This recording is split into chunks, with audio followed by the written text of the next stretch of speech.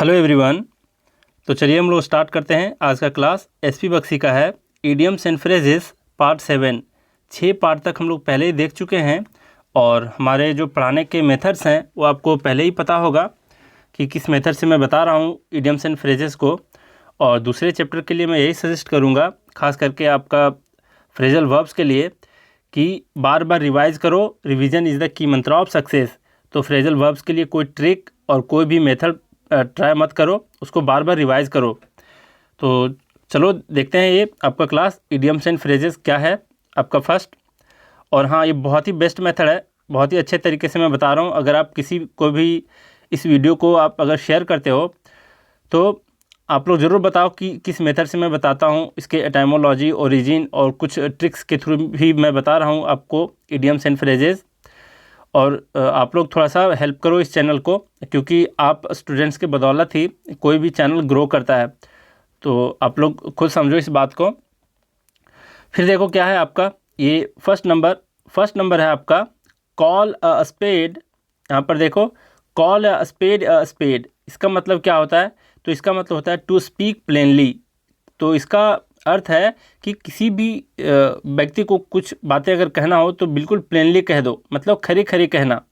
तो कॉल या स्पेड का मतलब होता है खरी खरी कहना, मतलब जो है वह मुंह पर बोल देना। कुछ मुंहफट लोग होते हैं ना, जो किसी की सुनते नहीं, उसके दिमाग में जो भी आए वो बक देते हैं। तो वैसे बातें को कहना कहलाता है खरी खरी कहना, मतलब कॉल या स्पेड। तो ज़रा देखो, इसको दूसरे सेंस में समझो कि दूध को दूध और पानी को पानी कह देना। इसको एक तरीके से समझ सकते हो। आप फिर दूसरा बोल सकते हो, कॉल अ डंकी। मतलब समझे कि गधे को गधे कह देना, बिना मतलब कोई लिहाज का, बिना कोई शर्म का बोल देना कि हाँ तुम गधे हो। और एक थोड़ा सा नेगेटिव सेंस में होता है कि जब भी किसी को इंसल्ट करना हो तो उसके मुंह पर बोल दो। जैसे बोल सकते हो कॉल या फूल अ फूल, मतलब मूर्ख को मूर्ख कह देना। तो उसी तरीके से स्पेड का मीनिंग अभी यहाँ ज़्यादा नहीं देखना है। स्पेड का मतलब तो आपका एक तरह का कुदाल होता है ना, कुदाल, उसको क्या बोलते हैं, बेलचा बोलते हैं शायद, ऐसा कुछ। तो स्पेड का वो मीनिंग होता है। एक ताश जो आप लोग खेलते हैं कार्ड में, तो उसका एक जो सिंबल होता है उल्टा हाथ करके, ऐसे करके, मुझे नहीं आ रहा बढ़िया से छापने। हाँ, तो इसको भी बोलते हैं स्पेड। तो ये सबसे इसका कोई सेंस नहीं है। बस आप समझो कि स्पेड है तो उसको स्पेड बोल दिया, कोई गधा है तो उसको गधे बोल दो, कोई मूर्ख है तो मूर्ख बोल दो। तो खरे खरे कहना, दूध को दूध और पानी को पानी कहना, ये कहलाता है कॉल या स्पेड। तो सेंस इसका क्लियर था। कॉल या स्पेड का मतलब खरी खरी कह देना। अब ज़रा देखो यहाँ पर क्या है आपका एग्जाम्पल में, people often get angry when one calls या स्पेड। तो कहने का मतलब है कि इन जनरल अगर आप किसी को बोल दोगे, किसी को इंसल्ट करने के व्यू से, कि तुम मूर्ख हो, और मान लो सच में वो मूर्ख है, लेकिन आप उसके मुंह पर डायरेक्टली बोल रहे हो कि आप मूर्ख ही हो, तो जाहिर सी बात है कि वो व्यक्ति क्या होगा, एंग्री तो होगा ही। तो वही कह रहा है कि पीपल ऑफन गेट एंग्री, कि लोग अक्सर क्या होते हैं, गुस्से करने लगते हैं, when one calls a spade, जब उनके सामने उसकी सच्चाई को रख देते हैं एक हार्श टोन में। तो कॉल या स्पेड का मतलब है खरी खरी कहना। नेक्स्ट क्या है आपका? तो नेक्स्ट है carry the day. Carry the day का अर्थ होता है टू विन अ विक्ट्री। तो इसका मतलब है जीत हासिल करना या जीत लेना। अब जरा देखो कि ये आया कैसे होगा।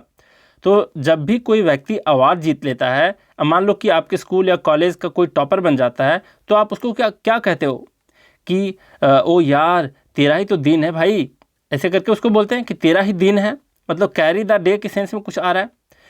और वैसे भी पुराने ज़माने में कोई किसी युद्ध जो होता था, वॉर होता था या बैटल होता था, उसको जीत कर आता था तो उसके मंत्री को पुरस्कार से नवाजा जाता था। और वह मंत्री अपने पुरस्कार को दिन के आखिरी पल, मतलब इवनिंग में, लोगों को घूम घूम कर दिखाता था, एक अभिमान के साथ दिखाता था, सर ऊंचा करके दिखाता था। वो अपने किसको, पुरस्कार को, मतलब क्या करता था, पुरस्कार को कैरी करता था दिन के आखिरी में। और इसी तरह आप देखे होंगे कि जब क्रिकेट का वर्ल्ड कप मैच होता है तो क्या होता है, विनर टीम जो भी होती है वो भी अपने ट्रॉफी को कैरी करते हुए स्टेडियम के चारों ओर क्या करती है, घूम घूम कर लोगों को दिखाती है। तो इसका क्या सेंस निकलता है? इसका मतलब यह है कि वे बताते हैं लोगों को कि जीत उनकी ही हुई है। बात समझ रहे हो? तो कैरी द डे का मतलब होता है क्या? तो कैरी द डे का मतलब होता है जीत हासिल कर लेना और फिर जीत लेना। अब इसका एग्जाम्पल देखो, यहाँ पर है after initial setback India carried the day in the test match. कहने का मतलब है कि शुरुआती के असफलता के बाद, सेटबैक का मतलब होता है असफलता ना या फिर नाकामयाबी बोल सकते हो। तो शुरुआत के असफलता के बाद इंडिया क्या करती है, इंडिया टीम, तो carried the day in the test match, मतलब टेस्ट मैच को आखिरकार जीत लेती है। तो जीत लेने को कहते हैं कैरिड द डे। तो कैरी द डे का मतलब होता है जीत लेना, जीत हासिल कर लेना और फिर जीत जाना। अब जरा देखो नेक्स्ट क्या है आपका थर्ड नंबर। तो थर्ड नंबर है आपका कट अ सॉरी फिगर। यह है आपका कट अ सॉरी फिगर, ध्यान से समझना है इसको। इसका मीनिंग है to give a poor show. इसका मतलब है मुंह बनाकर रह जाना। तो अब भाई मुंह बनाकर रह जाना भी एक मुहावरा है, तो इसका मीनिंग समझेंगे कैसे? तो इसका मीनिंग पूरा क्लियर हो जाएगा, आप ध्यान से सुनोगे। कट है यहाँ पर एक वर्ड। तो कट का मतलब क्या होता है? तराशना होता है। जैसे पत्थरों को काट कर तराशा जाता है ना, तो उसको भी कट बोलते हैं, मतलब काट कर तराशा जाना। और इसी सेंस में यहाँ पर मुंह बनाना होगा। बात समझ रहे हो? तो कट का मतलब मुंह बनाना हो गया, और एक अलग तरीके से मुंह बना लेने को बोलेंगे कट। अब जरा देखो सॉरी फिगर। सॉरी फिगर का क्या मतलब है? फिगर का मतलब चेहरा, और बहुत सारा मीनिंग होता है इसका, आप समझते ही होंगे। तो सॉरी फिगर का मतलब है सॉरी वाला चेहरा बनाना। सॉरी फील करते हुए जो चेहरा बनता है उसको बोलते हैं सॉरी फिगर। मतलब आप तब कट अ सॉरी फिगर यानी मुंह बनाते हैं जब आपसे कुछ गलती हुई हो।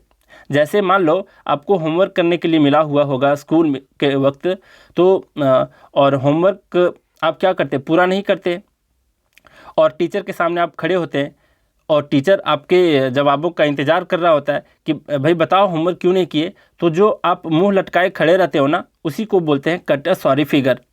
फिर मान लो कि इंटरव्यू में, तो एक कॉमन सा सेंस है कि इंटरव्यू में इन जनरल लोग क्या करते, जीन्स पहन कर नहीं जाते। और अगर आप जीन्स पहनकर चले गए और एक इंटरव्यूअर कह दे कि सब कुछ परफेक्ट है यार, कि you have all the required qualities, but ये जीन्स क्या है, थोड़ा सा हिंट कर दे सारा कुछ कह करके कि यार जॉब तो तुम्हारे हाथों में है, लेकिन ये जीन्स कैसे, तभी जो आपका मुंह बनता है ना, एकदम देखने वाला मुंह, उसी को कहते हैं कट अ सॉरी फिगर। बात समझ रहे हो? तो कट अ सॉरी फिगर का मतलब होता है मुंह बनाकर रह जाना। तो मुंह बनाना बोलते हैं कट अ सॉरी फिगर। तो आपको सेंस पूरा का पूरा पता चल गया होगा इसका मतलब क्या है। तो to give a poor show, वही मीनिंग है इसका भी।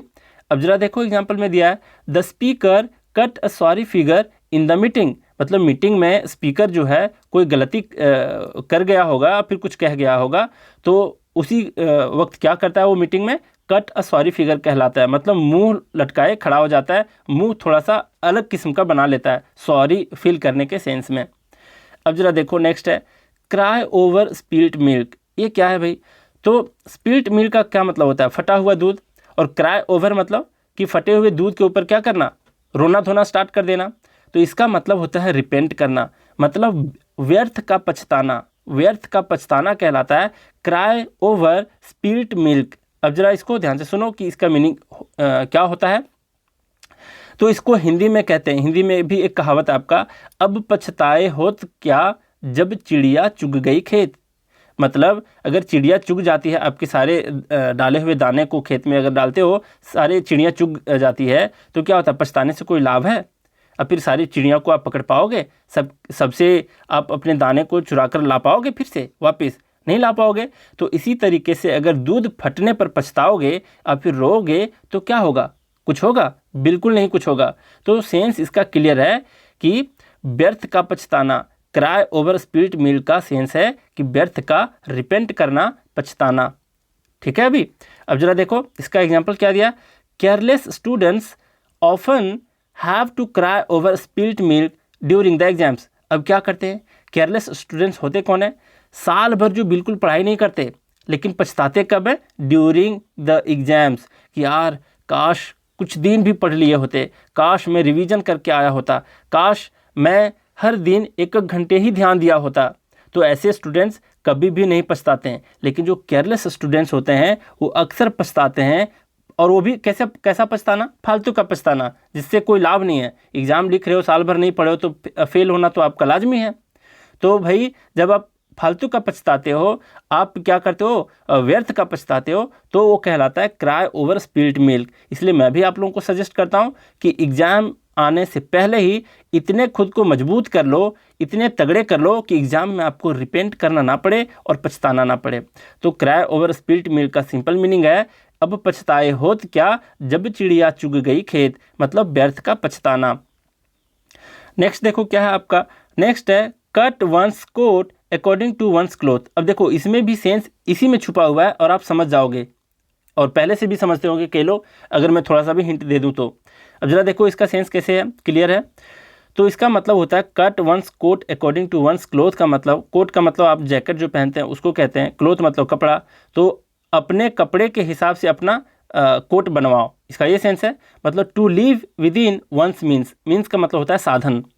तो अपने साधनों के लिमिट में ही, उसके विद इन ही क्या करना है, ज़िंदगी जीना है। मतलब इसको हिंदी में अगर बोलें तो एक हिंदी में कहावत होता है, तेते पाँव पसारिए जेती लांबी सौर।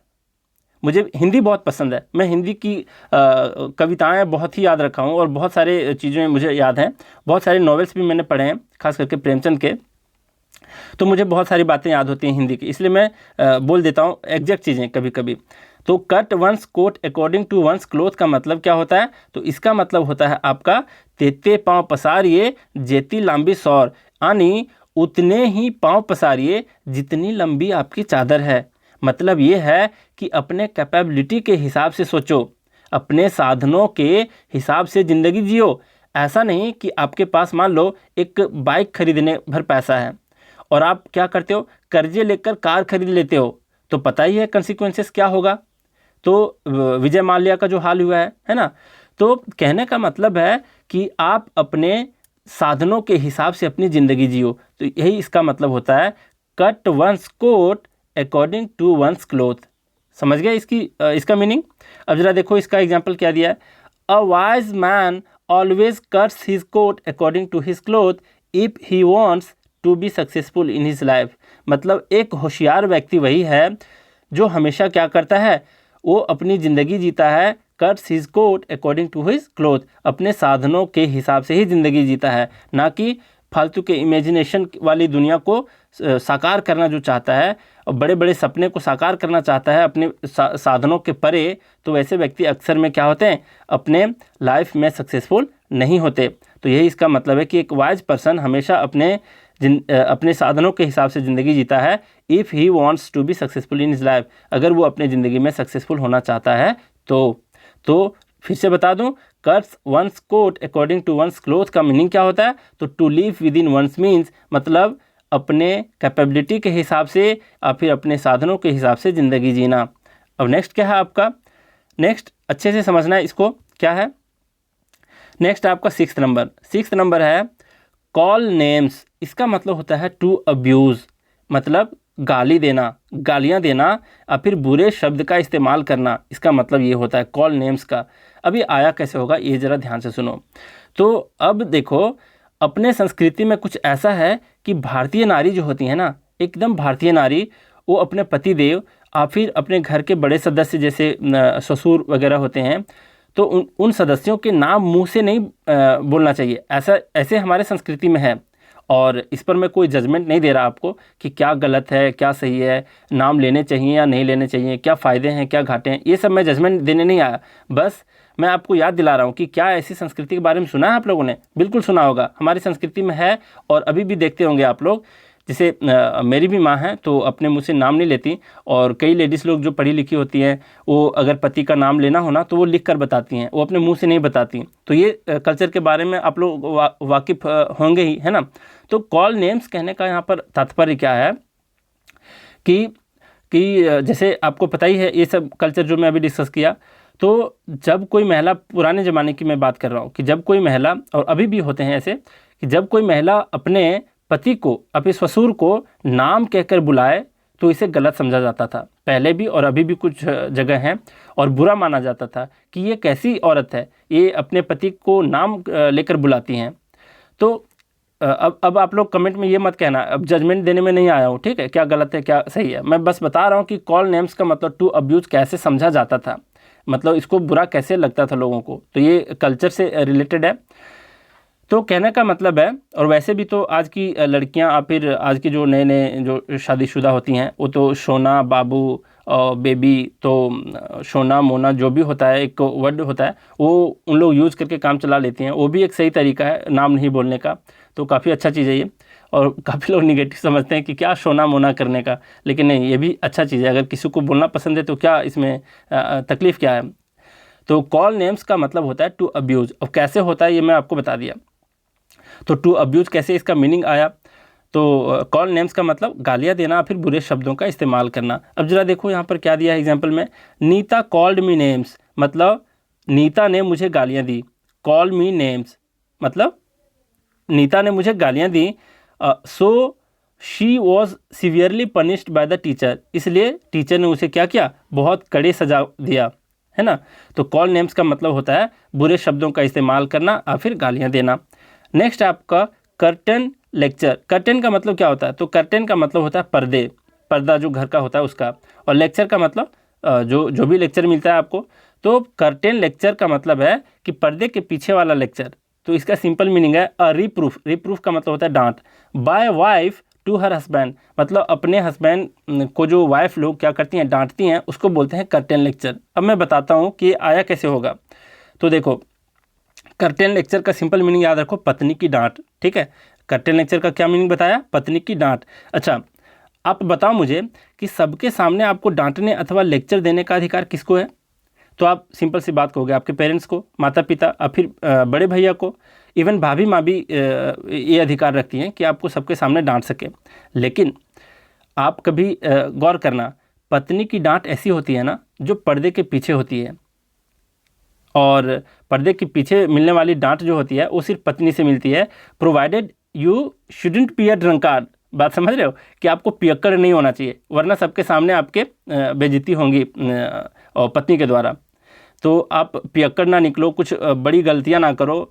और तो इस हालात में क्या होगा, आपको हमेशा जो डांट मिलेगा वो कर्टन लेक्चर ही होगा। मतलब पत्नी की डांट जो होती है ना वो पर्दे के पीछे होती है। इसी सेंस से इसका मीनिंग आता है कर्टन लेक्चर का मतलब पत्नी की डांट।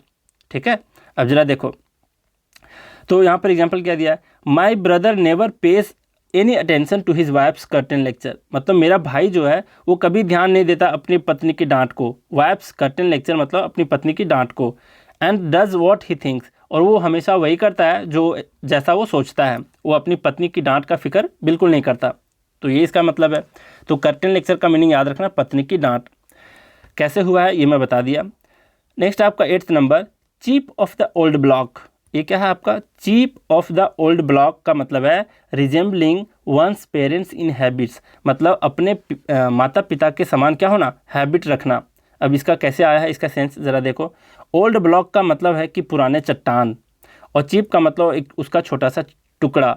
अब जान लो, मान लिया जाए कि कोई रॉक के बारे में आप लोग पढ़े होंगे, है ना, खास करके मेटामॉर्फिक रॉक, अगर थोड़ा बहुत भी साइंस पढ़े होंगे, या फिर जियोलॉजी का पार्ट है खास करके, तो उसमें होता है मेटामॉर्फिक रॉक होता है, इग्नियस रॉक होता है, सेडिमेंट्री रॉक होता है। तो इग्नियस रॉक का मान लो कोई एग्जांपल आप ले लो, मान लो ग्रेनाइट पत्थर है, तो ग्रेनाइट पत्थर का जितना भी कंपोजिशन होता है, जो भी केमिकल कंपोजिशन होता है, तो वो पुराने जो चट्टान है उसका प्रॉपर्टी, उससे जो टूटा हुआ टुकड़ा होगा उसका प्रॉपर्टी, दोनों का सेम होगा। प्रॉपर्टी का मतलब क्या है, तो उसका गुणधर्म जो होता है, तो गुणधर्म जो होता है उसका, तो उसके चिप का, उसके छोटे टुकड़े का वही होगा जो उसके ओल्ड ब्लॉक का होगा, जो उस बड़े चट्टान का होगा।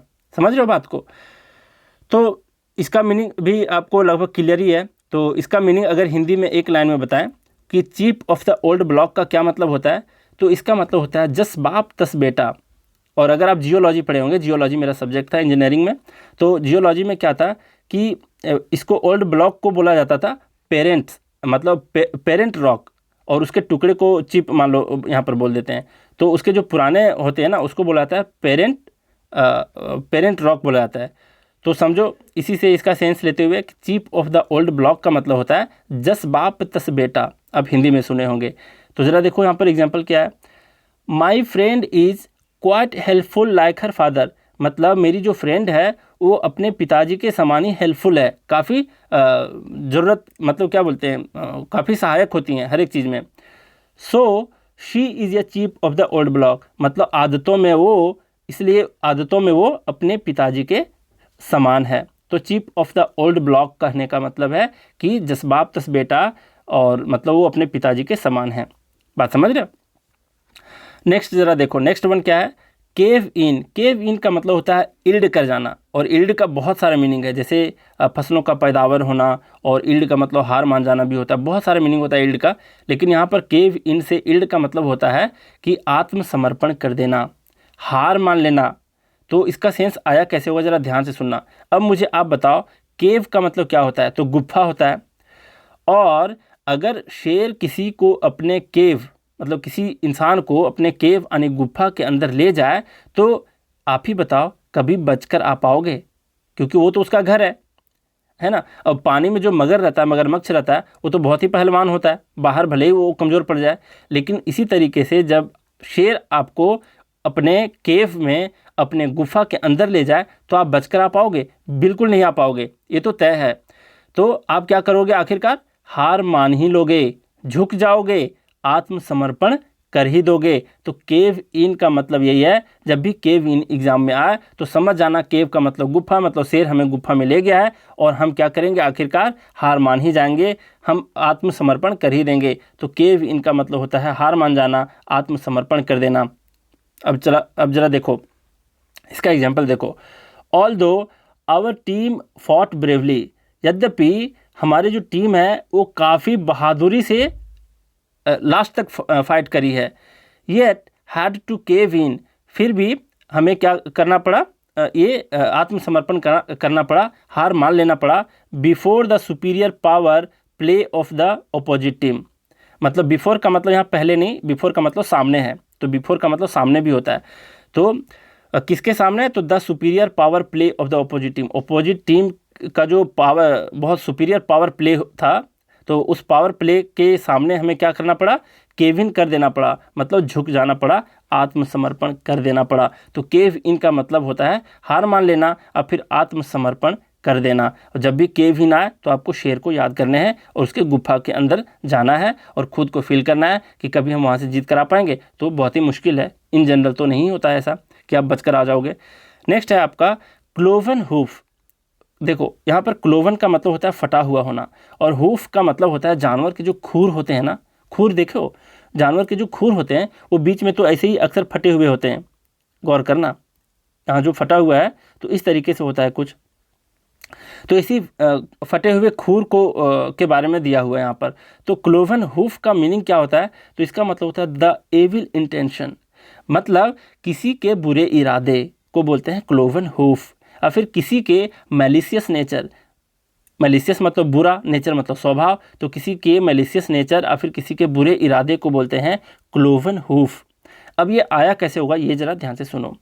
तो पुराने ज़माने में कुछ ऐसे चित्र मिलते हैं और ऐसे बनाए जाते थे, चित्रण किया जाता था जिसमें डेविल को शो किया जाता था। डेविल मतलब समझते हो? डेविल का मतलब होता है शैतान। तो शैतान को इंगित करने के लिए उन लोग चित्र बनाते थे। और चित्र कैसा होता था? शैतान का रूप तो बिल्कुल इंसान का होता था, लेकिन उसके पाँव जो होते थे वो बिल्कुल उल्टे बनाए जाते थे।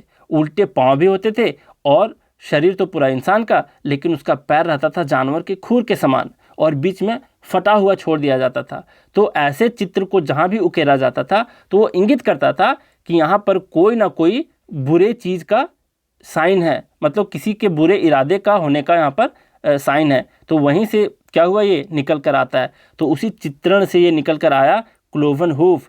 मतलब क्लोवन हूफ किसका सिंबल है? तो ये है किसी के एविल इंटेंशन का, किसी शैतानियत इरादे का, किसी के बुरे इरादे का, किसी के मैलिशियस नेचर का। ये क्या है? सिंबल है क्लोवन हूफ। तो क्लोवन हूफ मतलब फटा हुआ खूर, और फटा हुआ खूर किसको इंगित करता है? तो किसी के बुरे इरादे का, किसी के मैलिशियस नेचर का। तो आप इसको भली भांति समझ गए होंगे। अब इसका एग्जाम्पल देख लो, कह क्या रहा है ये। तो the Chinese showed the cloven hoof in 1962। अब चाइना और इंडिया के बीच लड़ाई हुई थी 1962 में। तो चाइना ने क्या किया? शो कर दिया, मतलब दिखा दिया किस चीज़ को? अपने क्लोवन हूफ को। क्लोवन हूफ मतलब अपने बुरे इरादे को वो आखिरकार दिखा ही दिया कि वो किस इरादे से युद्ध किया था। तो हम लोग बहुत सारा कुछ सीखे आज और काफ़ी अच्छे तरीके से सीखे। तो एक बार मैं क्या कर देता हूँ, इसको रिकैप करवा देता हूँ ताकि आपका रिवीजन हो जाए। और मान लीजिए जब थर्ड टाइम फोर्थ टाइम आप अगर रिवाइज कर रहे होगे तो क्या करना है आपको, आप बस लास्ट के 2 मिनट देख लो, उस वक्त आपका रिवीजन हो जाएगा। और मैं तरीका बता दिया हूँ कि कैसे रिवाइज करने हैं, और हमेशा बताता हूँ कि रिवीजन इज़ द की मंत्र ऑफ सक्सेस। और इसके तरीके कैसा बताया है, तो मान लो कि आप इस वीडियो को फर्स्ट टाइम देख रहे हो तो 1 लिख दो यहाँ पर कमेंट में। अब जब भी इस कमेंट को खोलोगे तो आपका कमेंट हमेशा ऊपर में ही दिखेगा। सेकेंड टाइम रिवाइज करोगे तो कॉमा देकर यहीं 2 लिख दो। थर्ड टाइम रिवाइज करोगे तो कॉमा लिखकर 3 लिख दो। तो इसी तरीके से आप आगे बढ़ोगे तो क्या होगा, एक कॉन्फिडेंस बिल्डअप होगा कि इस चैप्टर को मैं इतने बार देखा हूँ, मुझे तो याद होना ही चाहिए कुछ ना कुछ। और इसी तरीके से आप याद भी कर पाओगे अच्छे से। तो कमेंट सेक्शन का भी आप अच्छे से यूज़ करो, ऐसा नहीं कि कमेंट सेक्शन को बेकार जाने दो। तो चलो देखते हैं, रिकैप करते हैं। तो क्या ये आपका फर्स्ट नंबर कॉल या स्पीड, इसका मतलब है टू स्पीक प्लेनली, मतलब खरी खरी कह देना, दूध को दूध कह देना, पानी को पानी कह देना, किसी गधे को गधे कह देना, किसी फुल को फुल कह देना। नेक्स्ट आपका कैरी द डे का मतलब है टू विन या विक्ट्री, इसका मतलब जीत हासिल कर लेना, जीत जाना। नेक्स्ट आपका cut a sorry figure, third number है कट अ सॉरी फिगर, इसका मतलब है to give a poor show, इसका मतलब मुंह बनाकर रह जाना। कोई गलती करते हो तो सॉरी के सेंस में आपका जो चेहरा बनता है वैसा मुंह लटकाकर खड़े रह जाना। नेक्स्ट आपका क्राई ओवर स्पिल्ट मिल्क, इसका मतलब रिपेंट, मतलब व्यर्थ का पछताना। नेक्स्ट आपका cut one's coat according to one's cloth, इसका मतलब है कि तेते पाँव पसारिए जेती लंबी सौर, यानी उतने ही पाँव पसारिए जितनी लंबी आपकी चादर है। अपने कैपेबिलिटी के हिसाब से अपनी ज़िंदगी जियो, अपने साधनों के हिसाब से अपनी ज़िंदगी जियो। नेक्स्ट आपका कॉल नेम्स, इसका मतलब है टू अब्यूज़, कैसे आया है मैं बता दिया हूँ। इसका मतलब है कॉल नेम्स का मतलब बुरे शब्दों का इस्तेमाल करना या फिर किसी को गालियाँ देना। नेक्स्ट आपका कर्टेन लेक्चर मतलब पर्दे के पीछे वाला लेक्चर। तो पर्दे के पीछे का लेक्चर किससे मिलता है, तो पत्नी की डांट। तो कर्टेन लेक्चर का मतलब पत्नी की डांट होती है। नेक्स्ट आपका chief of the old block, तो इसका सिंपल मीनिंग बताया था chief of the old block का कि resembling one's parents in habits, मतलब जस बाप तस बेटा। नेक्स्ट आपका 9th नंबर केव इन, इसका मतलब है इल्ड कर जाना, हार मान लेना, आत्मसमर्पण कर लेना। नेक्स्ट आपका क्लोवन हूफ, और क्लोवन हूफ का मतलब होता है द एविल इंटेंशन, मतलब किसी के बुरे इरादे, किसी के मैलिशियस नेचर को बोलते हैं क्लोवन हूफ। तो चलिए आज का क्लास यहीं रैप अप करते हैं। Thank you very much.